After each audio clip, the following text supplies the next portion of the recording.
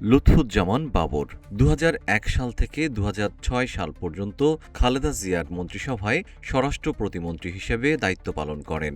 ২০০৭ সালের মে মাসে গ্রেপ্তারের পর থেকে বিভিন্ন মামলায় সাজাপ্রাপ্ত হয়ে দীর্ঘ ১৭ বছর কারাভোগ করেন। ২০০৪ সালের ২১ আগস্ট গ্রেনেড হামলার মামলায় আওয়ামী লীগ সরকারের আমলে সাবেক এই স্বরাষ্ট্র প্রতিমন্ত্রীর মৃত্যুদণ্ড দেন আদালত।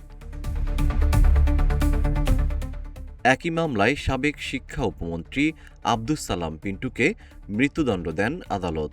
দীর্ঘ ১৭ বছর জেল খেটেছেন তিনি।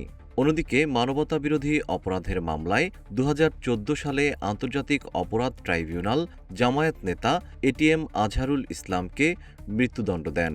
২০১২ সালের ২২ আগস্ট রাজধানীর মগবাজারের বাসা থেকে তাকে মানবতাবিরোধী অপরাধের অভিযোগে গ্রেপ্তার করা হয়। দীর্ঘ ১৩ বছর কারাগারে বন্দী থেকেছেন এটিএম আজহারুল ইসলাম।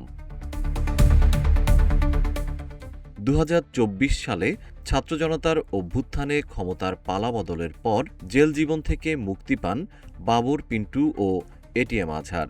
পাশার দান পাল্টে যায়। ফাঁসির মঞ্চ থেকে ফিরে ত্রয়োদশ জাতীয় সংসদ নির্বাচনে অংশ নিয়ে এবার তারা বিপুল ভোটে সংসদ সদস্য নির্বাচিত হলেন।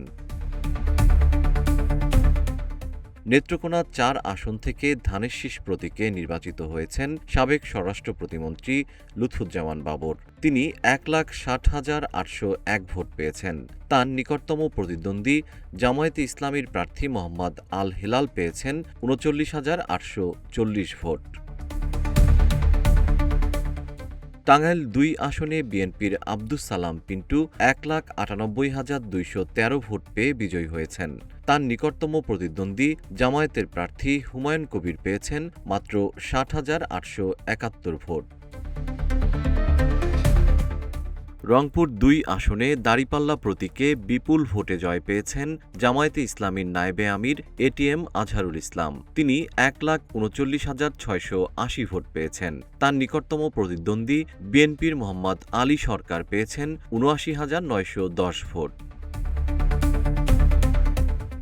এখন এই ৩ নেতাই সংসদ সদস্য, অপেক্ষা শুধু শপথের। জিএম শিহাব, রূপালী বাংলাদেশ।